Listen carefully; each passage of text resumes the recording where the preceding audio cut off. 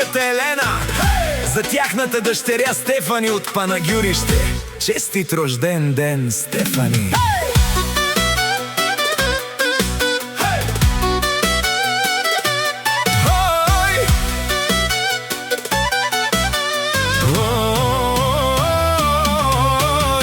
Това не е просто песен, това е обич от сърце. Обич на родители към тяхната дъщеря, които е смисълът на живота им. Стефани днеска прави 5 годинки. Гордостта на дома, усмивката на мама и силата на татко.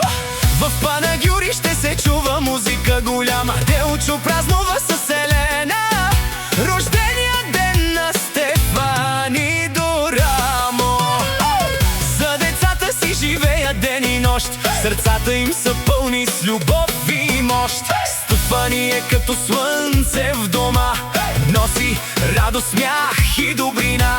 Където мине, всичко заблестява, с усмивката си света пленява. А Кирил е момче със силен дух, смел и горд, с поглед като вълк. С чест върви напред в живота и носи уважение на народа. Дами и господа, чуйте сега, този поздрав идва от едно голямо сърце в света. От Делчо и майката Елена, за Стефани рожденичката. Нека живота й бъде красив, пълен с късмет и успех щастлив. От Бордо до края на света да ги пази винаги любовта.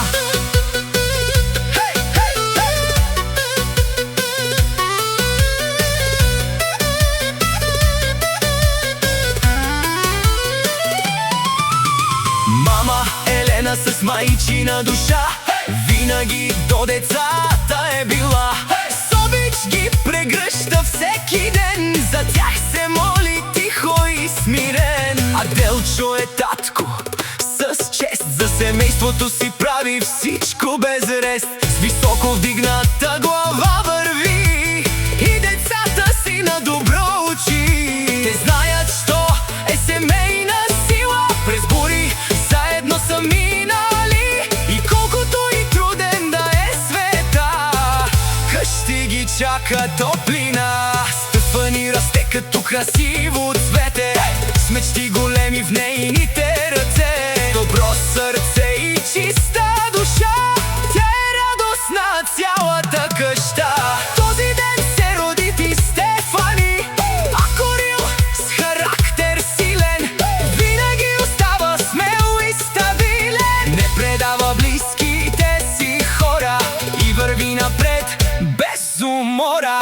Брат и сестра, едно сърце, заедно през всяко време. Където и живота да ги прати, семейството им винаги ще ги пази. Дами и господа, това е за тях, за двете деца, гордост и смях. Стефани и Кирил да са благословени, щастие и успех да бъдат дарени. От мама Елена и Делчо с любов голяма до небето, нека късмета да е с тях навред, а животът им да върви само напред.